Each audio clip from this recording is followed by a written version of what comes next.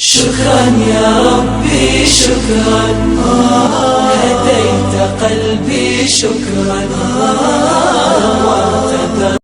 السلام عليكم ورحمة الله وبركاته. كلنتي وعن wanaagsan daawadayaal halkan waa channelka kobcinta garaadka carruurta. haddii ay tahay marka ugu horeysa soo booqato channelkeena ha ilowin subscribe kadibna aad furto calaamada gambaleelka si uu kuu soo gaaraan qisooyinka jamacada sidan gaarsiisa asxaabtaada oo jecel qisooyinka adigoo ku share gareynaya baraha bulshada. السلام عليكم ورحمة الله وبركاته. waxay qisadeena ka bilaabanaysaa maanta. waxaa jiri jiray 3 nin oo qabay cudur. maalin maalmaha ka mid ah waxaa u yimid malaa'igtii waxay u tagtay ninkii koowaad wuxuu Ilaahay agtiisa ka dalbaday inuu Ilaahay siiyo hal geela iyo inuu cudurkan Ilaahay ka caafiyo. midkii labaad wuxuu dalbaday hal lo iyo inuu Ilaahay ka caafiyo cudurkaani.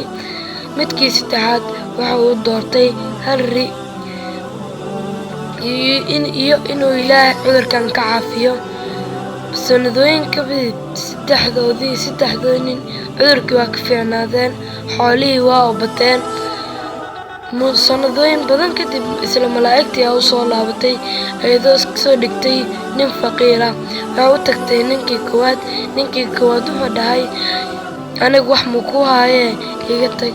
malaa'igtii ayaa ugu jawaabtay adiga miyaad tihiin ninkii qabay cudurka? ninkii waa uu inkiray inuu qabay cudur. malaa'igtii way baxday, way habaartay. waxay u tagtay midkii labaad isla wixii ayuu ugu jawaabay, wayna habaartay, way ka tagtay. midkii saddexaad ayay u tagtay. midkii saddexaad wuxuu dhahay aniga cudur ayaan qabi jiray, Ilaahay ayaa iga caafiyay cudurkaani, Allah ayaan ku mahadiyaa. aryaashaan badan aa ujeedid waxaa artid kala bax. malaa'igtii iska sheegay inuu asiga yahay malaa'ig. kadib qisadaasi waxaan ka faa'iidaysanaynaa inuu baqaylnimadu wax ay taraynin mar walba fiicanta wax in la sadaqaysto. assalaamu calaykum waraxmatullaahi wabarakaatuh.